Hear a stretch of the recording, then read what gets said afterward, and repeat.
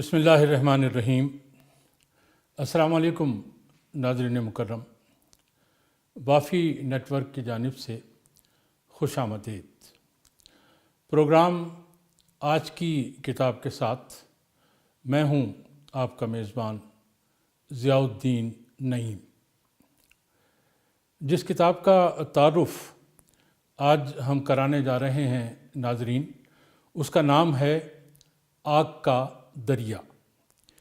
یہ ایک مشہور و معروف ناول ہے جسے لکھا ہے صفحے اول کی رائٹر قرۃ العین حیدر مرحوم نے۔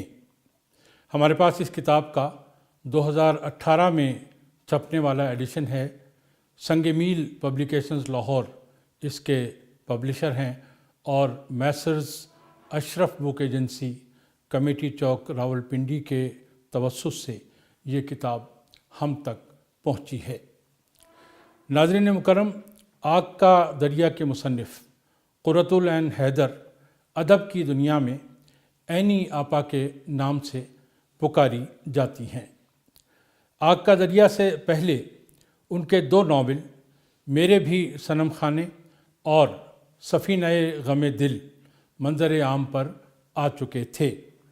اعلیٰ درجے کے تو وہ دونوں ناول بھی ہیں، لیکن آگ کا دریا نے بین الاقوامی طور پر اردو کو بطور زبان تسلیم کرانے میں بنیادی کردار ادا کیا، اور یہ بات منوائی کہ اردو میں بین الاقوامی سطح کا ناول لکھنے کی کیپیبلٹی بدرجہ اتم موجود ہے۔ آگ کا دریا ناظرین کرام بیک وقت ایک ٹریجڈی بھی ہے اور ایک ایپک بھی۔ جد و جہد آزادی اور تقسیم ہند کو موضوع بنا کر اس ناول میں ایک طرح سے پوری تاریخ سمو دی گئی ہے۔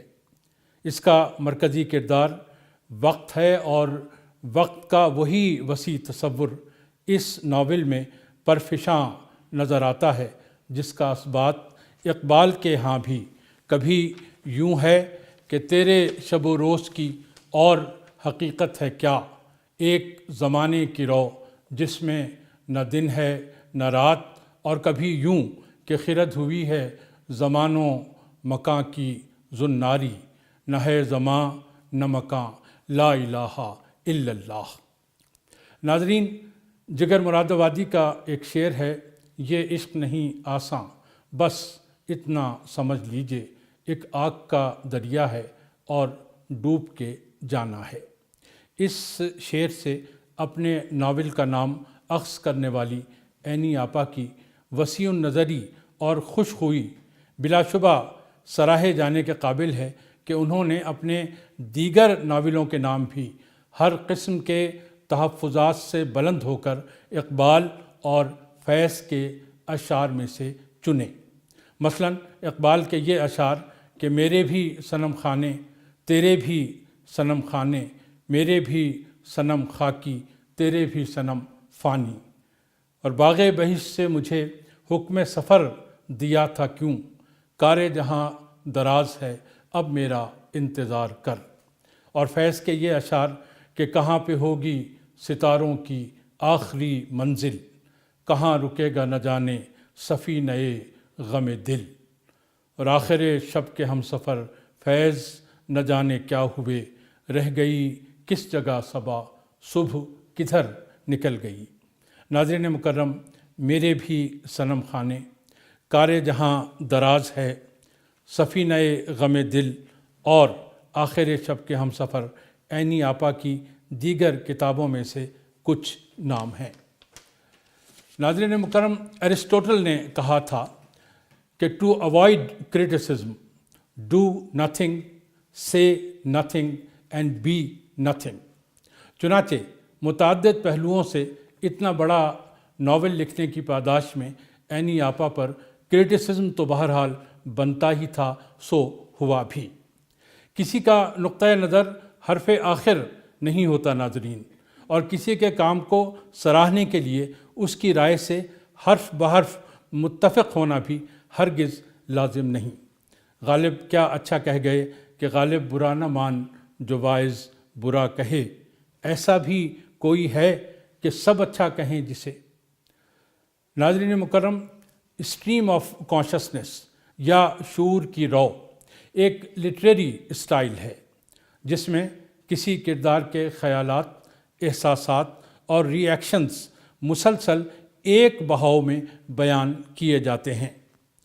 روایتی ڈائیلاگ اور معروضی ڈسکرپشن کا دخل اس اسٹائل میں نہیں پایا جاتا۔ جیمز جوائس اور ورجینیا وولف اس لٹریری اسٹائل کے پہلے قابل ذکر ایڈوکیٹس شمار ہوتے ہیں۔ اردو میں اس تکنیک کو پہل سجاد ظہیر نے لندن کی ایک رات میں کسی حد تک برتا، پھر قرۃ العین حیدر نے اسی تکنیک یعنی اسٹریم آف کانشسنس سے اپنے ناول کا تار و پود بنا اور آگ کا دریا کی اساس اسی پر اٹھائی۔ ناظرین مکرم، آگ کا دریا ایک ضخیم ناول ہے، اس لیے بھی اور کانٹینٹ وائز بھی آہستہ آہستہ پڑھے جانے کا استحقاق رکھتا ہے۔ اس دلچسپ اور ناقابل انکار حقیقت کو ذہن میں رکھتے ہوئے یہ ناول پڑھیے گا ناظرین کہ جب سے یہ ناول لکھا گیا ہے اس کے بعد آنے والے سب قابل ذکر ناول مسلسل اس کا اسلوب نقل کر رہے ہیں۔ بقول کسے یہ وہ ناول ہے ناظرین جس کو پڑھے بغیر، جس سے گزرے بغیر اور جس کی آنچ محسوس کیے بغیر کوئی ناول لکھا ہی نہیں جا سکتا۔ قرۃ العین حیدر نے یہ معرکہ آرا ناول لکھ کر گویا سب راستے اپنی طرف سمیٹ لیے ہیں۔ مصطفیٰ زیدی یاد آ گئے یہاں، معلوم نہیں شعور کی یا لاشعور کی رو کے تحت کہتے ہیں ایک اکیلے ہم ایسے جو آدھی رات ڈھلے، چھوڑ کے کاہ کشاں کا رستہ انگاروں پہ چلے۔ اب اپنے میزبان ضیاء الدین نعیم کو اجازت دیجیے۔ ناظرین انشاءاللہ جلد ہی کسی اور کتاب پر ریویو کے ساتھ پھر ملاقات ہوگی۔ آپ کو ہمارے پروگرام کیسے لگتے ہیں براہ کرم ہمیں فیڈ بیک دیجیے، اور اگر اچھے لگتے ہیں تو انہیں شیئر بھی ضرور فرما دیا کیجیے۔ والسلام، خدا حافظ۔